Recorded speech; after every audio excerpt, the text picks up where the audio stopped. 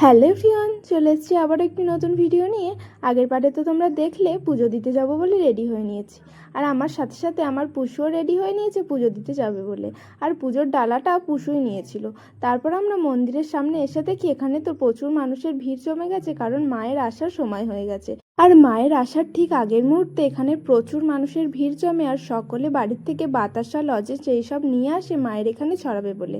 আর আমিও কেন বাদ যাই বলো, আমিও বাড়ি থেকে লজেন্স নিয়ে এসেছিলাম এখানে ছড়াবো বলে। তারপর আসে সেই সময়, মানে মায়ের আগমন।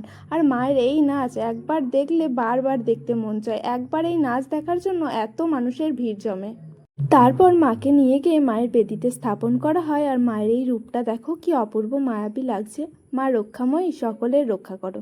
আর তারপরেই আমার দাদার সাথে আমার দেখা হয়েছে, আর ওকে আমি বললাম আয় আমার ভিডিওতে, তুই তো আসিসই না।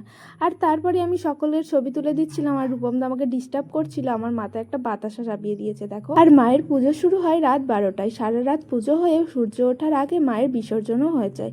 তাই আমরা সারা রাতই জাগি, আর সারা রাত জেগে কী কী করলাম সেগুলো আসছে নেক্সট পার্টে। আজকের মতো বাই।